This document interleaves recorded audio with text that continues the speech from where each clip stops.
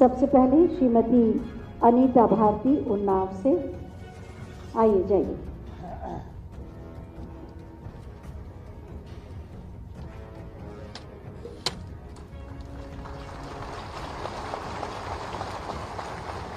कानपुर नगर से श्रीमती अर्चना सैनी,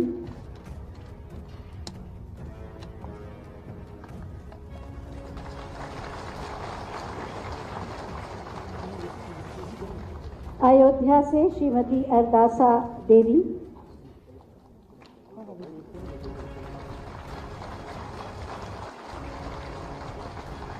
हरदोई से श्रीमती श्रुत रेखा। आपकी तालियां इन सब के चेहरे पर मुस्कुराहट ला रही हैं और तस्वीर अच्छी बनेगी। लखनऊ से श्रीमती सुनीता शुक्ला,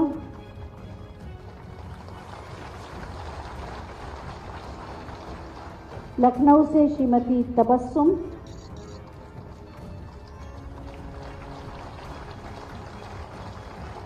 लखनऊ से ही श्रीमती मेहरुन्निशा,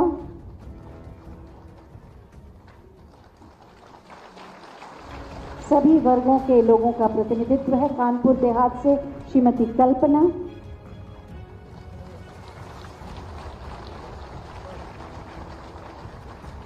बाराबंकी से श्रीमती राजरानी,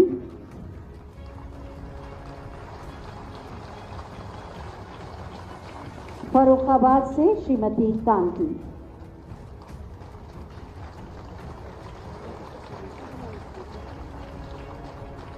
श्रीमती कांति क्या हो गया क्या?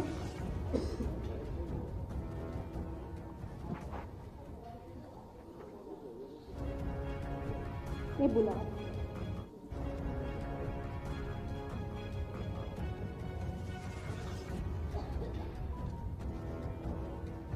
श्रीमती राजरानी और कांति,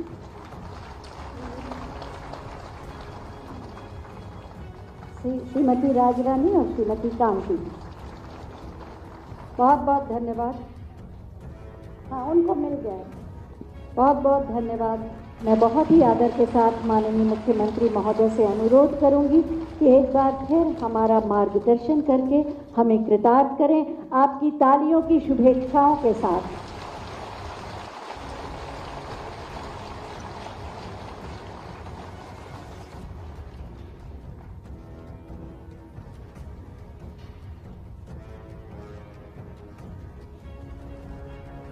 आंगनबाड़ी कार्यकर्तियों को नियुक्ति पत्र वितरण और प्रदेश के 31 जनपदों में 1459 आंगनबाड़ी केंद्रों के शिलान्यास कार्यक्रम के लिए आज आयोजित इस समारोह में मंच पर उपस्थित प्रदेश सरकार में महिला एवं बाल विकास विभाग की मंत्री श्रीमती बेबी रानी मौर्य जी, विभाग के राज्य मंत्री श्रीमती प्रतिभा शुक्ला जी, प्रदेश के मुख्य सचिव श्री दुर्गा शंकर मिश्र जी, अपर मुख्य सचिव नियुक्ति एवं कार्मिक डॉक्टर देवेश चतुर्वेदी जी, प्रमुख सचिव महिला कल्याण एवं बाल विकास पोषाहार विभाग श्रीमती वीना कुमारी मीना जी, प्रमुख सचिव गृह श्री संजय प्रसाद जी, विभाग के सभी अधिकारीगण आज यहाँ पर उपस्थित और प्रदेश के अलग अलग केंद्रों में उपस्थित आंगनबाड़ी की सभी नवनियुक्त कार्यकर्ती बहनें और प्रदेश भर में आयोजित सभी अलग अलग स्थानों पर हमारे माननीय जनप्रतिनिधिगण, मैं सबसे पहले आज लगभग 14 वर्ष के उपरांत आंगनबाड़ी में नियुक्ति की इतनी बड़ी प्रक्रिया के लिए विभाग को धन्यवाद देते हुए आप सबका हृदय से मैं अभिनंदन करता हूं।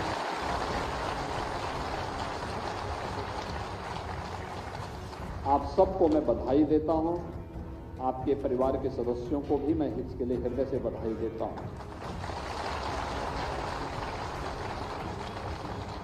एक बड़ा दायित्व आप सबके ऊपर आज के बाद से प्रारंभ हुआ।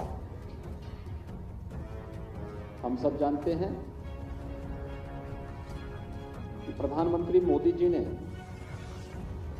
आंगनवाड़ी कार्यकर्तियों को यशोदा मां के रूप में संबोधित किया। इतना बड़ा संबोधन।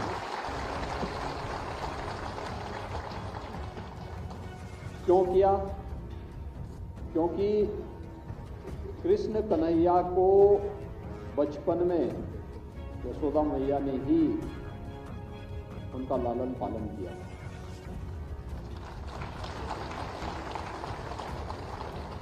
देविकी के गर्भ से, मां देविकी के गर्भ से कृष्ण कन्हैया ने जन्म जरूर लिया, लेकिन उस समय के देवयोग से उन्हें यशोदा मैया के पास पहुंचना पड़ा था और फिर यशोदा मैया ने ही उनके बचपन को पालन पोषण करके उन्हें इस योग्य बनाया कि वह इस दुनिया के पालनहार बन गए। आप सोचिए कि एक यशोदा मैया एक कान्हा का लालन पालन करके उन्हें दुनिया का पालनहार बना दिए, और आप तो सौभाग्यशाली हैं कि प्रदेश के ऐसे हर आंगनवाड़ी केंद्र में हजारों ऐसे बच्चों को लालन पालन करने का एक दायित्व आपके ऊपर ये डबल इंजन की सरकार दे रही है। मैं अक्सर इस बात को कहता हूं, लोग बहुत सारे प्रश्न खड़ा कर सकते हैं और लोग हमसे भी मिलते हैं, अपनी अपनी बात हर व्यक्ति कहता है, लेकिन हम लोग एक बात को कहते हैं, रिजल्ट क्या है? अगर कोई व्यक्ति कुछ ना करे और केवल हमारे सामने बोले कि मैंने ये कर दिया, मैंने वो कर दिया, हमारे कहने से हम लोग इस प्रकार का कार्य कर रहे हैं, अल्टीमेटली रिजल्ट क्या है? और रिजल्ट की जब हम बात करते हैं, अगर रिजल्ट हमारे अनुकूल है, हम बकायदा जो डाटा हमने नहीं बल्कि राष्ट्रीय स्तर पर है, उन डाटों के आधार पर अगर हम लोग दुनिया के सामने जब अपनी बात को रखते हैं तो दुनिया इस बात को स्वीकार करती है कि हाँ, यहाँ कार्य हुआ है। आपने उत्तर प्रदेश के अंदर देखा होगा, यही प्रदेश है, वही लोग हैं, वही विभाग हैं, लेकिन पिछले 7 वर्ष में उत्तर प्रदेश की तस्वीर बदली है, चेंज आया है। एक चेंज, उस चेंज को किस रूप में हम लोगों को देखने को मिला है, ये किसी से छुपा हुआ नहीं है। हम सब इस बात को देखते हैं। अगर बगैर कार्य किए ये रिजल्ट आ जाता तो ये फिर 1947 में ही आ जाना चाहिए, 52 में आ जाना चाहिए था, 57 में आ जाना चाहिए था, 62 में आ जाना चाहिए था, लेकिन उसको आने में वक्त लगे 70 साल के। और 70 साल के बाद जब उस प्रकार की कार्यशैली प्रदेश ने अपनाई, मोदी जी के नेतृत्व में जब उस प्रकार की कार्यशैली अपनाई, तब उसके परिणाम हम सबके सामने देखने को मिले। और आज हर एक क्षेत्र में, मैं जब अभी प्रदेश के अंदर इन आंगनबाड़ी केंद्र, नए आंगनबाड़ी केंद्रों के शुभारंभ के कार्यक्रम को या नियुक्ति की इस प्रक्रिया को देख रहा था, तो मुझे बहुत सारी चीजें याद आने लग गई। भारत सरकार ने अपने राष्ट्रीय स्वास्थ्य मिशन से जुड़े हुए जो आंकड़े प्रस्तुत किए, वे आंकड़े जब मेरे पास आते हैं, मुझे याद है 17 में जब हम लोग आए थे, आंकड़े आए थे, देश के अंदर सबसे खराब स्थिति उत्तर प्रदेश की थी। अगर देश की आबादी का सबसे बड़ा राज्य जिसमें देश की आबादी का हर 5वां 6ठा व्यक्ति जिस राज्य में निवास करता है, अगर वो राज्य ही पिछड़ जाएगा तो फिर देश कहां से आगे बढ़ने वाला है? और हमारे लिए चिंता का विषय होता है कि कैसे होगा, ये कैसे होगा। और उस समय जब आंकड़े हमारे सामने आते थे, इतनी खराब स्थिति थी, हम लोग इस बात को सोचते थे क्या होगा यूपी का। और आज मुझे ये बताने में कोई संकोच नहीं है कि जो परिणाम आए हैं कि राष्ट्रीय परिवार स्वास्थ्य सर्वे का NFHS के जो रिपोर्ट आई है 15-16 की तुलना में 19 से 21 के बीच में बच्चों में एनीमिया के स्तर में 5.1%, स्टंटिंग में 6.6%, अल्प वजन में 7.4% और सूखापन में 0.6% का सुधार हुआ है। यानी ये क्या दिखाती है, हमारा जो प्रयास है वह सही दिशा में आगे बढ़ा है। यह तो पहले 2 वर्ष का है और अगर पिछले 7 वर्ष का हम जोड़ेंगे तो यह नेशनल एवरेज के बराबर चल रहा है। नेशनल एवरेज और उसमें तो नेशनल एवरेज के भी आगे बढ़ रहा है। वर्तमान में शिशु मृत्यु दर जो पहले 45 और 46 हुआ करती थी, आज वो घट करके 37-38 आ चुकी है। यानी ये चीजें दिखाती हैं कि शिशु मृत्यु दर और मातृ मृत्यु दर यह 197 तक आ चुकी है। ये चीजें दिखाती व्यापक परिवर्तन हुआ है। हम नेशनल एवरेज की ओर तेजी के साथ आगे बढ़ते जा रहे हैं। ये आंकड़े इस बात को प्रस्तुत करते हैं कि हमने जो प्रयास प्रारंभ किया है, डबल इंजन सरकार ने जो प्रयास प्रारंभ किया था, विभाग ने उसको मिशन मोड में लेके काम प्रारंभ किया, आंगनबाड़ी कार्यकर्तियों ने मिशन मोड को जमीनी धरातल तक पहुंचाने का काम किया, उसके परिणाम हम सबके सामने आ रहे हैं और इस परिणाम के लिए मैं आप सबका हृदय से अभिनंदन करता हूं। प्रदेश के अंदर हमने देखा है जमीनी धरातल पर कार्य करने वाले लोग कैसे परिणाम दे सकते हैं।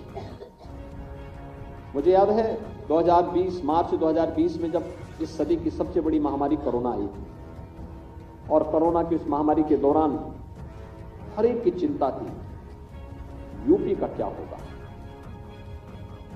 24 से 25 करोड़ की आबादी का क्या हो पाएगा, कैसे बचेगी इस महामारी से आबादी। और मैं तब भी आश्वस्त करता था, मैं कहता था चिंता मत करिए, यूपी जो देश करेगा यूपी उसके पीछे पीछे उसी प्रकार का परिणाम देगा। और उस समय हम लोगों ने व्यापक अभियान चलाए। उस अभियान में डोर टू डोर जाकर के स्क्रीनिंग करने का एक अभियान था। यह कार्य दायित्व हमने दिया था आशा को, एएनएम को और आंगनबाड़ी कार्यकर्तियों को। और तब मैंने कहा था कि आपका दायित्व होगा, आप एक एक घर में जाकर के। और मैं देखता था वे बहनें गांव गांव में जाती थी, एक एक घर की स्क्रीनिंग करती थी। एक बार 2021 में मीडिया बड़ी नेगेटिव हमारे खिलाफ एक कैंपेन चला रहा था। जब चला रहा था तो मैंने कहा भी गांव में जाते हैं। मैं बिना बताए प्रदेश के लगभग हर कमिश्नरी मुख्यालय के किसी न किसी गांव में जरूर गया।